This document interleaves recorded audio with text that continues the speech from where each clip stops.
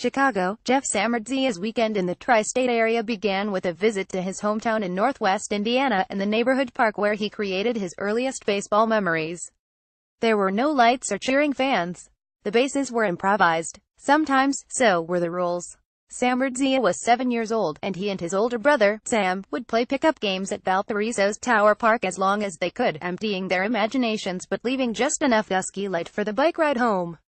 The park is undergoing a transformation into a full-fledged baseball facility now, and with the Giants nearby for an interleague series with the White Sox, its benefactor stopped by to check on its progress. "We'd like to show them a little better way to use it than tonight," Samardzija said after the Giants' 131 loss to the White Sox on Saturday. "They'll learn on their own, I guess.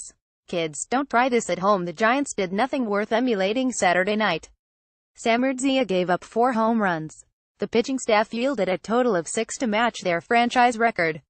And that doesn't count the Little League homer that the White Sox achieved on a triple and a throwing error. It also doesn't count the single, double and triple that Jose Abreu added while joining the Rockies' Nolan Arenado as the second Giants opponent to hit for the cycle this season. By now, there is no sense trying to rank the Giants' worst loss of the year. They have 88 of them, and must win at least 7 of their final 18 to avoid the second 100-loss season in franchise history. But getting out at 183 by the team with the worst record in the American League, that has to be on the short list. "I don't have much for you, to be honest," said Giants manager Bruce Bochy, as reporters filed into his office.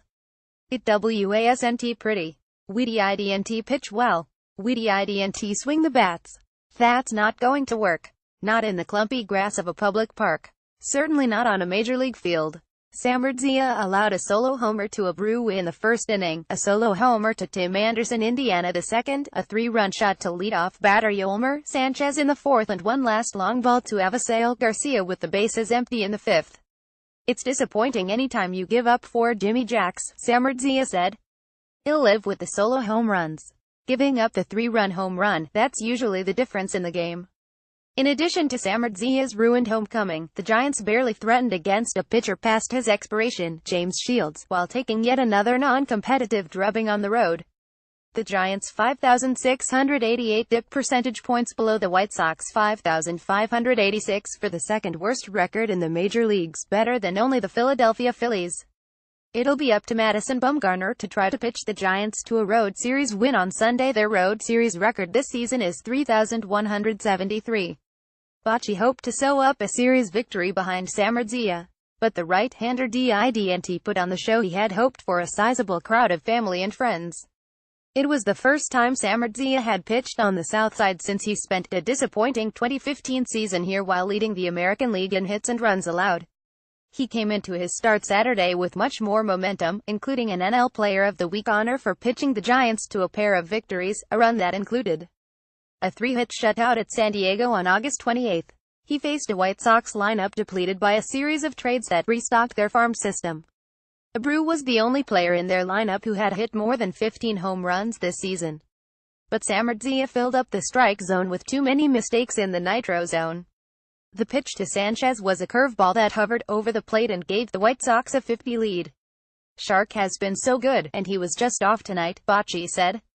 "He wasn't making his pitches. I'll tell you that. He's had remarkable command in this nice run he's been on. But these guys make 30, 32 starts, and they'll have an off night." Then, once he came out of the game, it got really ugly. Josh Osich faced the first 4 batters in the 7th inning and retired none of them, giving up a triple, a single and 2 homers for 12 total bases. The Giants managed 6 total bases all game. Sanchez greeted Osich with a triple down the right field line and trotted home when Joe Panik's relay throw arrived on a bounce and third baseman Pablo Sandoval failed to block it before it bounded out of play. Yoan Moncada followed with a slower and more conventional trot around the bases, and after Abreu singled, Nicky Delmonico put one in the seats. Abreu achieved the last component for his cycle when he split the ample gap in right center and lumbered around for a triple amid a 3-run 8th inning. He became the first White Sox player to achieve the cycle since Jose Valentin in 2000. The Giants' offense was a quiet counterpoint against Shields, and it wasn't as if Bochy put out a lineup full of rookies who had never seen the struggling veteran before. The Giants started nearly all their established players.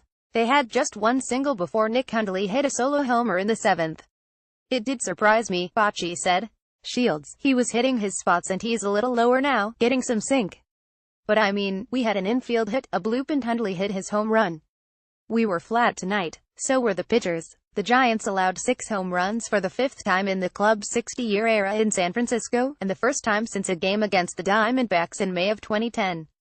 They went on to win a franchise-altering World Series championship that season, and the pitchers who yielded those 6 homers, Todd Wellemeyer, Denny Bautista and Brandon Metters, received rings for their trouble. There will be no such solace for the Giants this time. At least Samardzija can feel good about his visit home on Thursday, which offered him his first chance to see his project take shape. It's good to give back, he said. It's good to do cool things like that, and I wanted to inspire them to, make a really sweet field that they remember having a great time playing it under the lights, and maybe it propels them to do something in the future, whatever that may be. You want to be outside, having fun, and I don't think there's any better way than baseball. Hopefully they think it's pretty cool, and hopefully it's one of many projects we do in my hometown. It's a great place to grow up, and you obviously want to keep it that way, and keep those kids inspired. When completed, the recreation facilities will include basketball courts and other amenities. Samardzija is donating $600,000 for the baseball field, which will feature all-weather artificial turf and be suitable for baseball, softball and children with special needs. It's a pretty cool spot for me personally, he said. I had a really good childhood, a brother, 2 parents, lived in a ranch house, and we had a park next to us. I want to make sure other kids had that opportunity. The project will be called Samardzija Field at Tower Park, which is named because it is in the shadow of the town's water tower. We want to keep it Tower Park, he said. Shark Park sounds cool too, but that's 2 parks. That's one too many.